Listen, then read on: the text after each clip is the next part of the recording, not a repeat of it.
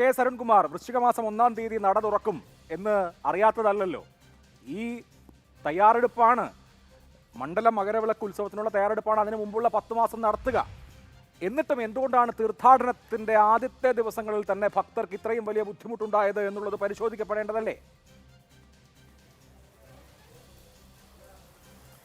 മണ്ഡലക്കാലം എന്നാണ് തുടങ്ങുന്നതെന്നൊക്കെ കൃത്യമായി നമുക്കറിയാം. ശബരിമലയുമായി ബന്ധപ്പെട്ടുകൊണ്ട് എല്ലാ തരത്തിലുള്ള മുന്നൊരുക്കങ്ങളും നേരത്തെ തന്നെ പൂർത്തീകരിച്ചു. ഈ തവണ ഒരു പ്രത്യേകതയുള്ളത് ആഗോള അയ്യപ്പ സംഗമവും അതുപോലെ തന്നെ രാഷ്ട്രപതിയുടെ ശബരിമല ദർശനവും ഉണ്ടായിരുന്നു. രാഷ്ട്രപതിയുടെ അയ്യപ്പ ദർശനവുമായി ബന്ധപ്പെട്ടുകൊണ്ട് തന്നെ എല്ലാ തരത്തിലുള്ള മുന്നൊരുക്കങ്ങളും നേരത്തെ തന്നെ പൂർത്തീകരിച്ചതാണ്.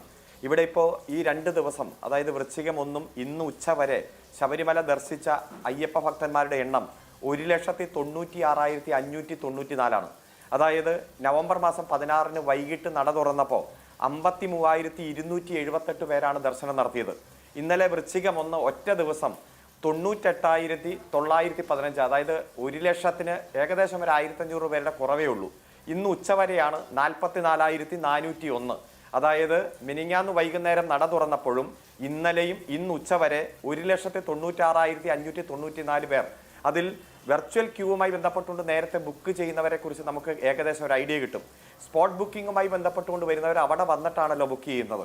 അത്തരത്തിൽ വന്ന ഭക്തന്മാരുടെ വലിയ എണ്ണമാണ് ശബരിമലയിൽ ഇത്തരത്തിലുള്ളൊരു തിരക്കുണ്ടാകാൻ കാരണം. ഇവിടെ മാതൃഭൂമിയുടെ റിപ്പോർട്ടർമാർ തന്നെ പറഞ്ഞ് അവസാനിപ്പിച്ചത് എങ്ങനെയാ? 18-ാം പടിയുമായി ബന്ധപ്പെട്ടുകൊണ്ട് 1 മിനിറ്റിൽ 80 മുതൽ 90 പേര് ദർശനം നടത്താറുണ്ട്. ഇതിപ്പോൾ 57-60 ഇന്നത്തെ ദിവസം. ആദ്യത്തെ 1-2 ദിവസം എല്ലാ വർഷവും ഒരു തിരക്കും സംവിധാനങ്ങളുടെ ഒരു ഏകോപിപ്പിക്കലും എല്ലാം 1-2 ദിവസം കൊണ്ടാണ് ഓർഡർ ആകുന്നത്.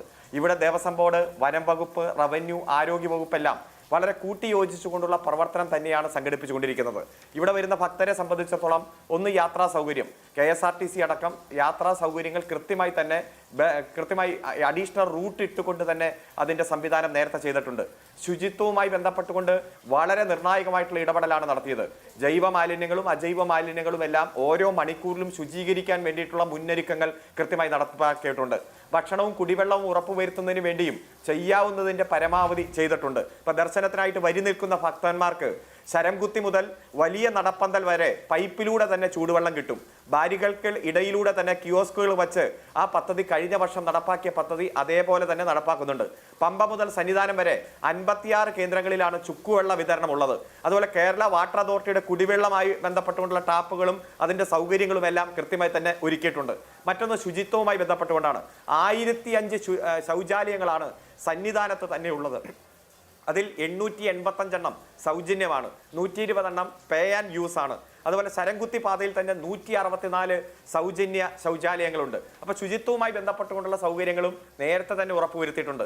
അതോടൊപ്പം വിരിവയ്ക്കാനുള്ള സൗകര്യം, വിശ്രമിക്കാനുള്ള സൗകര്യം, അത്തരത്തിൽ ശബരിമലയിൽ വരുന്ന ഭക്തന്മാർക്കെല്ലാം കൃത്യമായി ദർശനം നടത്തി ഇറങ്ങുവാനും ദർശനത്തിന് വേണ്ടി ക്യൂ നിൽക്കുമ്പോഴും ഉള്ള സംവിധാനം ഏറ്റവും മാക്സിമം തന്നെ ഉറപ്പുവരുത്തിയിരിക്കുകയാണ്. ശുചിമുറി അതാത് സമയത്ത് വൃത്തിയാക്കാൻ പണ്ടെല്ലാം ലേബർ കോൺട്രാക്ട് കൊടുക്കുകയാണ്. എന്നാൽ 420 താൽക്കാലികമായിട്ടുള്ള ജീവനക്കാരെ ദേവസ്വം ബോർഡ് തന്നെ നിശ്ചയിച്ച് അതിന്റെ ചുമതല ഏൽപ്പിച്ചു. അവരെല്ലാം ഒരാഴ്ച മുമ്പേ തന്നെ ശബരിമലയിൽ അവരുടെ ജോലി ഏറ്റെടുത്തിട്ടുണ്ട്. അത്തരത്തിൽ 1-2 ദിവസം എല്ലാ മണ്ഡലക്കാലം ആരംഭിക്കുമ്പോഴും ഒരു വകുപ്പുകളുടെ ഏകോപനവും മറ്റുമെല്ലാം പടിപടിയായിട്ടാണ് വരിക. ആ ഒരു സംവിധാനവും വലിയൊരു ക്യൂ വന്നപ്പോൾ ഒരു സംവിധാനമുണ്ട്. എല്ലാ കുറവുകളും പരിഹരിക്കും.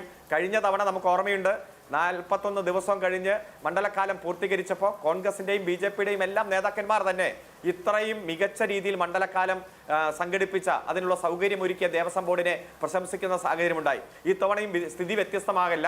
ഏതെങ്കിലും തരത്തിലുള്ള കുറവുകൾ ഉണ്ടെങ്കിൽ അത് പരിഹരിച്ചുകൊണ്ട് ഏറ്റവും ചിട്ടയായിട്ടുള്ള സംവിധാനവുമായി ദേവസ്വം ബോർഡും ഗവൺമെന്റുമായി ബന്ധപ്പെട്ടുള്ള എല്ലാ വകുപ്പുകളും കൂടിയാലോചനയിലൂടെ ഏകോപിപ്പിക്കലിലൂടെ തന്നെ മുന്നോട്ട് പോകും. ശരി.